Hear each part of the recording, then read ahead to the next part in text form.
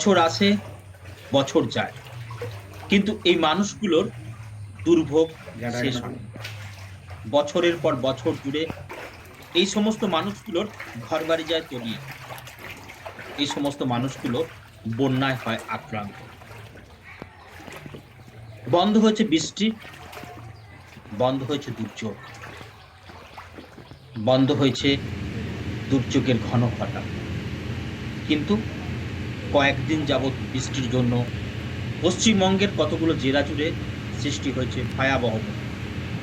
পূর্ব মেদিনীপুর, পশ্চিম মেদিনীপুর, বর্ধমান, বাঁকুড়া, বীরভূম আর হুগলির বিস্তীর্ণ অঞ্চল আজ বন্যার জলে প্লাবিত।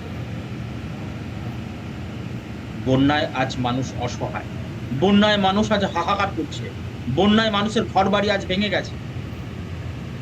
এখন প্রশ্ন, কেন বছরের পর বছর এই বন্যাকে রোধ করা যাচ্ছে না? জনপ্রতিনিধিরা কি করছেন? জনপ্রতিনিধিরা এই সময় মানুষের পাশে কোথায়? আজ মানুষ খাদ্য পাচ্ছে না, পাচ্ছে না ওষুধ, পাচ্ছে না পানীয় জল। জনপ্রতিনিধিরা ভোটের সময় বাড়ি বাড়ি যান, আজ কেন জনপ্রতিনিধিদের দেখা যাচ্ছে না? কোথায় ঘাটাল মাস্টার প্ল্যান? বছর বছর কেন রোধ করা যাচ্ছে না এই বন্যাকে? নদী বাঁধগুলোকে কি সংস্কার করা যায় না? নদীগুলো কি সংস্কার করা যায় না? খালগুলো কি সংস্কার করা যায় না? বন্যার আগে থেকে কি সতর্ক হওয়া যায় না? আমার কাছে উত্তর নাই। আমি জানি না। আমি জানি না কেন বছরের পর বছর আজও বন্যা হয়। আমি জানি না এই বন্যা কবে বন্ধ হবে। আমার কাছে উত্তর নাই। এর জন্য হয়তো মানুষই দায়ী। মানুষরা এই জনপ্রতিনিধিদের নির্বাচন করেন। জনপ্রতিনিধিদের তাদের বিধানসভায় পাঠান, তাদের লোকসভায় পাঠান, কারণ তাদের এলাকার উন্নতির জন্য।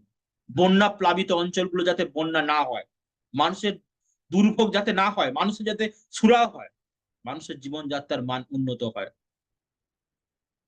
কিন্তু সেই সমস্ত জনপ্রতিনিধিরা আজ কেন বিপদের সময় তাদের দেখতে পাই না? আমি জানি না। এর উত্তর আমার কাছে নেই। আমাকে এর উত্তর জিজ্ঞেস করতে হবে।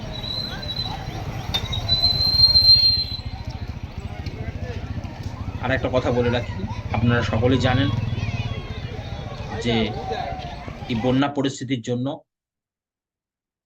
বিভিন্ন নন প্রফিটেবল অর্গানাইজেশন ট্রাই করছে কিছু ঔষধ, পানীয় জল এবং খাদ্য সামগ্রী তুলে দিতে। হয়তো অনেকেই জানেন, আমি অনেকদিন ধরেই একটা নন প্রফিটেবল অর্গানাইজেশন ঐক্যবদ্ধ নামে, যে ঐক্যবদ্ধ ওয়েলফেয়ার ট্রাস্ট, তার সাথে আমি যুক্ত। এটা গভর্নমেন্ট রেজিস্টার্ড একটা ওয়েলফেয়ার সোসাইটি, যার সাথে যুক্ত আছি। আমাদের প্রতিনিধিরা আপনাদের কাছ থেকে কিছু সাহায্যের আবেদন করছি। আপনারা যে সাহায্য তুলে দেবেন, সেই সাহায্যটা আমরা এই সমস্ত মানুষগুলো, বন্যা দুর্গত মানুষদের কিছু খাদ্য সামগ্রী, কিছু প্রয়োজনীয় ঔষধ, কিছু পানীয় জল তুলে দেওয়ার চেষ্টা করব। তাই যে সমস্ত সহৃদয় ব্যক্তি এই সমস্ত দুর্গত মানুষদের পাশে দাঁড়াতে চান, তারা নিচে কমেন্টে লিখবেন।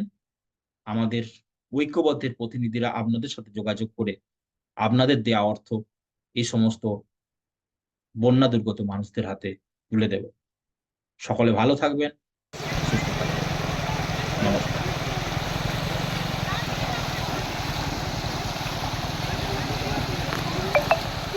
এই গাড়ি ছেলেগুলো গেলে